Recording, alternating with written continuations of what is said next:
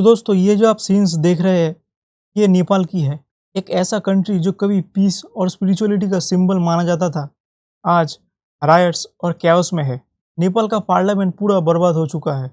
Supreme court में भी आग लगा दिया गया है और यहाँ के प्राइम मिनिस्टर केपी ओली शर्मा को रिज़ाइन करना पड़ा। सवाल ये है कि सडनली नेपाल में ये सब क्यों हो रहा है। ऑनेस्टली ये सिचुएशन थोड़ी सी वैसी ही लग रही है जैसे हमने रिसेंटली बांग्लादेश और श्रीलंका में देखी थी। तो दोस्तों आपको ये पता है कि नेपाल एक ऐसा कंट्री है जो बार बार अर्थक्वेक और फ्लड्स जैसे नेचुरल डिजास्टर्स का शिकार होता है। पास्ट के कुछ सालों में नेपाल में आई फ्लड्स ने भयंकर तबाही मचाई थी। थाउजेंड्स ऑफ लोग होमलेस हुए और कई थाउजेंड्स लोगों की जान गई। इन टफ टाइम्स में इंडिया और ईयू जैसे कई कंट्रीज़ ने नेपाल को करोड्स ऑफ रुपीज़ की हेल्प भेजी। इंडिया ने तो अकेले ही नेपाल को इमरजेंसी एड में हंड्रेड्स ऑफ करोड़ रुपीज़ दिए थे। लेकिन आपको पता है कि ये मनी कहाँ गए? नेपाल के साधारण लोग तक तो ये नहीं पहुँचे। रिपोर्ट्स बता रही है कि नेपाल के मिनिस्टर्स और पॉलिटिशियंस ने इन पैसों का हेवी करप्शन किया और अपनी जेबों में डाल लिया। डिजास्टर रिलीफ फंड जो गरीब लोगों के लिए थे वो लीडर्स की पॉकेट्स में चले गए और उनके अय्याशियों में खर्च हो गए।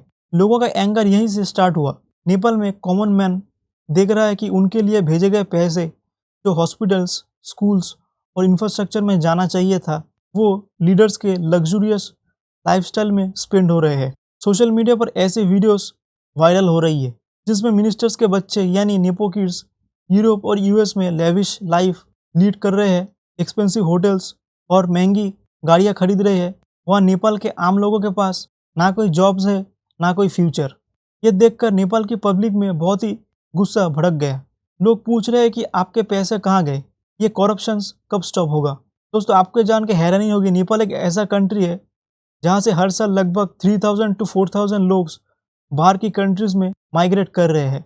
तो अभी की करंट स्टेटस है मिनिस्टर्स पर कंटिन्यूसली अटैक हो रहा है और उनके फॉर्मर प्राइम मिनिस्टर जलानाथ खनाल के घर में भी आग लगा दिया गया है जिससे उनकी वाइफ राज्यलक्ष्मी चित्रकर का डेथ हुआ है। नेपाल में जो प्रोटेस्ट हो रहा है उसे जेनजी प्रोटेस्ट कहा जा रहा है, यानी 18 से 25 साल के यंग क्राउड्स रोड्स पे उतर आए हैं। ये लोग इतने एंग्री है कि इन्होंने ना सिर्फ गवर्नमेंट बिल्डिंग्स को आग लगा दी, मिनिस्टर्स और बड़े लीडर्स को भी नहीं बख्शा। ये एक डिस्टर्बिंग वीडियो नेपाल के फाइनेंस मिनिस्टर विष्णु प्रसाद पौडेल का बहुत ही वायरल हो रहा है। ये आप देख सकते हैं लोग कैसे उनको अटैक कर रहे हैं। Former prime minister Sher Bahadur Deuba और उनकी वाइफ जो फॉरेन मिनिस्टर है आरजू राणा देउबा, उन पर भी अटैक हुआ है। उनकी प्रॉपर्टी को डैमेज किया गया है। दोस्तों यहाँ पे कुछ इंपॉर्टेंट नाम सामने आ रहे हैं जो इस प्रोटेस्ट को लीड कर रहे हैं। सबसे पहले सुधन गरंग, फिर हामी नेपाल और फिर बलन शाह। तो दोस्तों अभी बात हो रही है कि ये सब कुछ क्या है, कोई कॉन्स्पिरेसी है, क्योंकि प्रोटेस्ट,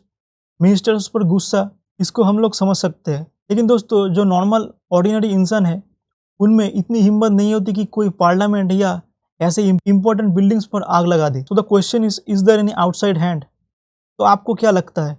और इन प्रोटेस्ट को ऑर्गेनाइज करने में एक एनजीओ का नाम सामने आ रहा है जिसका नाम है हामी नेपाल, जिसका लीड है सुधन गरंग।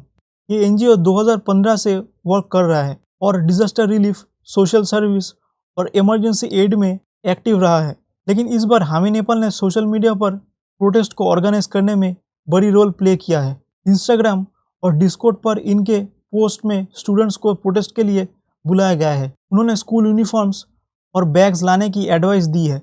इधर काठमांडू के मेयर बलन शाह जो एक रैपर टर्न पॉलिटिशियन है और जेनजी के बीच में बहुत ही पॉपुलर है, उन्होंने भी इस प्रोटेस्ट का सपोर्ट किया है। बालन ने फेसबुक पर लिखा, डियर जेनजी, आपकी demand for government resignation has been met, now be restrained. उन्होंने प्रोटेस्टर्स से वायलेंस स्टॉप करने और नेपाल आर्मी के साथ बात करने की अपील की है। लेकिन क्वेश्चन ये है कि क्या बलन सिर्फ एक मेयर है या नेपाल की पॉलिटिक्स में उनकी एक बहुत ही बड़ी रोल होने वाली है। ऑनलाइन कैंपेन में लोग उन्हें नेक्स्ट पीएम बनने की डिमांड कर रहे हैं।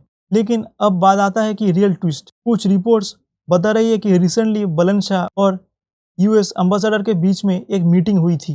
क्या यूएस नेपाल में हो रही इस रेवोल्यूशन के बिहाइंड अपनी पावर्स को शो कर रहा है? नेपाल पास्ट कुछ सालों में चाइना के बहुत ही क्लोज गया था, आप लोगों को शायद याद भी हो, और बहुत ही एंटी इंडिया हो चुका था। और रिसेंटली सोशल मीडिया बैन को वेस्टर्न कंट्रीज ने फ्री स्पीच पर अटैक माना था। क्या यह प्रोटेस्टर्स सिर्फ करप्शन के अगेंस्ट है या इसके बिहाइंड यूएस और चाइना की प्रॉक्सी बैटल चल रहा है? क्या यहाँ फिर से एक और यूक्रेन जैसे इंसिडेंट तो नहीं होने वाला? Only time will tell. लेकिन दोस्तों आप पूछ सकते हैं कि इससे यूएस का क्या फ़ायदा होगा। वेल यहाँ सबसे इम्पोर्टेंट है नेपाल का जियोग्राफी और नेपाल क्यों इतना इम्पोर्टेंट है हमारे रीजन में। जैसे कि आपको पता है कि अगर नेपाल का फुल एक्सेस यूएस को मिल जाए तो वो इंडिया और चाइना दोनों को चेक में रख सकता है। जैसे आप लोगों को पता होगा केपीओली ने नेपाल को बहुत ही चाइना की तरफ पुश कर दिया था, जिससे यूएस बिल्कुल खुश नहीं था।